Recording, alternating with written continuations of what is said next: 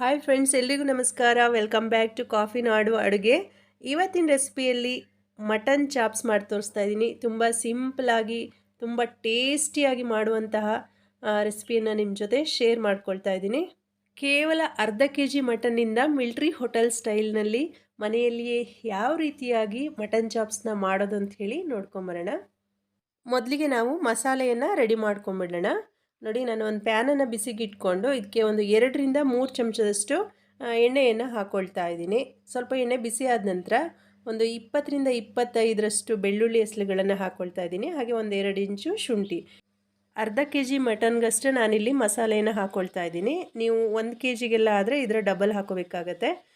Medium ಫ್ಲೇಮ್ನಲ್ಲಿ ಇಟ್ಕೊಂಡು ನಾನು ಸ್ವಲ್ಪ ಬೆಳ್ಳುಳ್ಳಿ ಚೆನ್ನಾಗಿ ಅಂದರೆ ತುಂಬ ಬೇಯಿಸ್ಕೋಬಾರ್ದು, ಸ್ವಲ್ಪ ಮೆತ್ತಗಾದರೆ ಸಾಕು. 1 ನಿಮಿಷ ಹಾಗೇ ಫ್ರೈ ಮಾಡ್ಕೊಂಡಿದ್ದೀನಿ. ಈಗ ಇದಕ್ಕೆ ನೋಡಿ, ಒಂದು ದೊಡ್ಡ ಸೈಜ್ನ ಈರುಳ್ಳಿಯನ್ನು ಈ ರೀತಿ ದಪ್ಪದಾಗಿ ಕಟ್ ಮಾಡಿಕೊಂಡು ಹಾಕ್ಕೊಳ್ತಾ ಇದ್ದೀನಿ. ಈರುಳ್ಳಿ ಕಲರ್ ಸ್ವಲ್ಪ ಲೈಟಾಗಿ ಚೇಂಜ್ ಆಗಬೇಕು, ಅಲ್ಲಿವರೆಗೂ ಹುರ್ಕೊಂಡ್ರೆ ಸಾಕಾಗತ್ತೆ. ನೋಡಿ, ಇಷ್ಟು ಫ್ರೈ ಆದರೆ ಸಾಕು. ಈಗ ಇದಕ್ಕೆ ನಾನು ಹಸಿಮೆಣಸಿನ್ಕಾಯಿನ ಸೇರಿಸ್ಕೊಳ್ತಾ ಇದ್ದೀನಿ. ಇದು ಉದ್ದ ಮೆಣಸಿನ್ಕಾಯಿ ಆಗಿರೋದ್ರಿಂದ ಇದು ಸ್ವಲ್ಪ ಖಾರ ಕಡಿಮೆ ಇರುತ್ತೆ. ಒಂದು 8ರಿಂದ 10 ಮೆಣಸಿನ್ಕಾಯಿನ ಸೇರಿಸ್ಕೊಂಡಿದ್ದೀನಿ. ಚಿಕ್ಕ ಮೆಣಸಿನ್ಕಾಯಿ ಬರುತ್ತಲ್ವ, ಅದಾದರೆ ಸ್ವಲ್ಪ ಖಾರ ಜಾಸ್ತಿ ಇರುತ್ತೆ. ನೀವು ನಿಮ್ಮ ಖಾರಕ್ಕೆ ಅನುಗುಣವಾಗಿ, ನಿಮ್ಮ ಮನೆಯಲ್ಲಿ ಯಾವ ರೀತಿ ಖಾರ ತಿಂತೀರೋ ಅದಕ್ಕೆ ಅನುಗುಣವಾಗಿ ನೋಡ್ಕೊಂಡು ಮೆಣಸಿನ್ಕಾಯಿನ ಸೇರಿಸ್ಕೊಳ್ಳಿ. ಈ ರೀತಿ ಹಸಿಮೆಣಸಿನ್ಕಾಯಿನ ಎಣ್ಣೆಲಿ ಫ್ರೈ ಮಾಡಿ ಹಾಕೋದ್ರಿಂದ ತುಂಬಾ ಟೇಸ್ಟ್ ಬರುತ್ತೆ ಚಾಪ್ಸು. ಬೇಕಾದರೆ ಟ್ರೈ ಮಾಡಿ ನೋಡಿ. ಏಲಕ್ಕಿ 1, ಚಕ್ಕೆ 2 ಇಂಚು, ಲವಂಗ ಒಂದು 3ರಿಂದ 4, 8ರಿಂದ 10 ಮೆಣಸಿನಕಾಳನ್ನು ಹಾಕ್ಕೊಳ್ತಾ ಇದ್ದೀನಿ. ಮೊದಲಿಗೆ ನಾವು ಎಣ್ಣೆಯಲ್ಲಿ ಹುರಿದೆ, ಈ ಟೈಮ್ನಲ್ಲಿ ನಾವು ಇವುಗಳನ್ನ ಸೇರಿಸೋದ್ರಿಂದ ಇದರ ಒಂದು ಆರೋಮ ಕೊನೆವರೆಗೂ ತುಂಬಾ ಚೆನ್ನಾಗಿ ಬಿಟ್ಕೊಂಡಿರುತ್ತೆ. ಬೇಕಾದರೆ ನೀವು ಕೂಡ ಟ್ರೈ ಮಾಡಿ ನೋಡಿ. ನೋಡಿ, ಅರ್ಧ ಚಮಚದಷ್ಟು ಗಸಗಸೆ ಹಾಕ್ಕೊಳ್ತಾ ಇದ್ದೀನಿ. ನೋಡಿ, ಈಗ 2 ಚಮಚದಷ್ಟು ಧನಿಯಾ ಪುಡಿಯನ್ನು ಸೇರಿಸ್ಕೊಳ್ತಾ ಇದ್ದೀನಿ. ಹಾಗೆಯೇ ಸ್ಟವ್ನ ಆಫ್ ಮಾಡಿಕೊಂಡು ಅದರ ಬಿಸಿಯಲ್ಲಿನೇ ನಾವು ಒಂದು 20ರಿಂದ 30 ಸೆಕೆಂಡು ಹಾಗೆ ಫ್ರೈ ಮಾಡಿಕೊಂಡ್ರೆ ಸಾಕು. ಹಾಗೆಯೇ ಇದನ್ನು ಒಂದು ಸ್ವಲ್ಪ ಹೊತ್ತು ತಣ್ಣಗಾಗೋದಕ್ಕೆ ಬಿಡೋಣ. ಒಂದು ಮಿಕ್ಸರ್ ಜಾರ್ಗೆ 7ರಿಂದ 8 ಇಡೀ ಗೋಡಂಬಿಯನ್ನು ಹಾಕ್ಕೊಳ್ತಾ ಇದ್ದೀನಿ. ಗೋಡಂಬಿ ಹಾಕ್ಕೊಳ್ಳೋದ್ರಿಂದ ಚಾಪ್ಸ್ಗೆ ಕ್ರೀಮಿ ಟೆಕ್ಸ್ಚರ್ ಬರುತ್ತೆ, ತುಂಬ ಚೆನ್ನಾಗಾಗುತ್ತೆ ಚಾಪ್ಸು.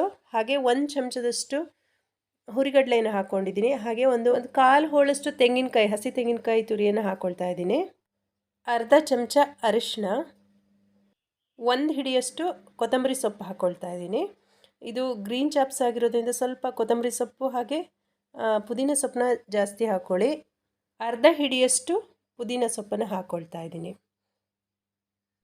ಹುರ್ಕೊಂಡಿರುವಂತಹ ಮಸಾಲೆ ಎಲ್ಲ ತಣ್ಣಗಾಗಿದೆ, ಅದನ್ನು ಕೂಡ ಈಗ ಮಿಕ್ಸರ್ ಜಾರ್ಗೆ ಸೇರಿಸ್ಕೊಳ್ಳೋಣ. ಹಾಗೆಯೇ ಇದಕ್ಕೆ ಎಷ್ಟು ಬೇಕೋ ರುಬ್ಬೋದಕ್ಕೆ ಅಷ್ಟು ನೀರನ್ನು ಹಾಕ್ಕೊಂಡು ಇದನ್ನು ನುಣ್ಣಗೆ ನಾವು ಪೇಸ್ಟ್ ಮಾಡ್ಕೋಬೇಕಾಗತ್ತೆ.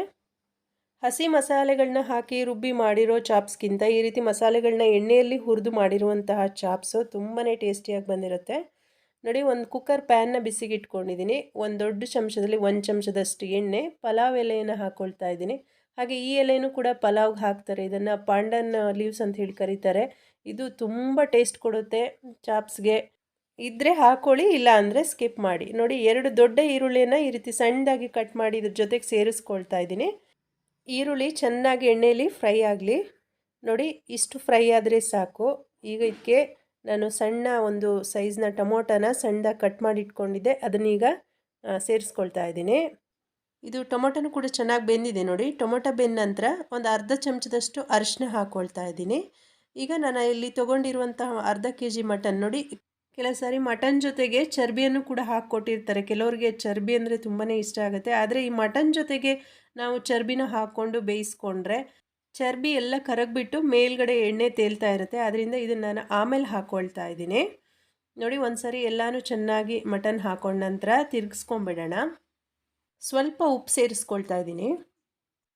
ಮಂಡ್ಯ ಮೈಸೂರು ಸೈಡು ಈ ಚರ್ಬಿ ಅಂದರೆ ತುಂಬಾ ಇಂಟ್ರೆಸ್ಟ್ ಪಟ್ಟು ತಿಂತಾರೆ. ಈ ಬೀಗರು ಊಟದಲ್ಲೆಲ್ಲ ಸಪ್ರೇಟಾಗಿ ಅದನ್ನೇ ಮಾಡಿರ್ತಾರೆ. ನೋಡಿ, ಒಂದು ಸಾರಿ ಈ ರೀತಿ ಚೆನ್ನಾಗಿ ಮಿಕ್ಸ್ ಮಾಡಿಕೊಂಡು ಒಂದು 2 ನಿಮಿಷ ಹಾಗೇ ಬೇಯೋದಕ್ಕೆ ಬಿಟ್ಬಿಡೋಣ.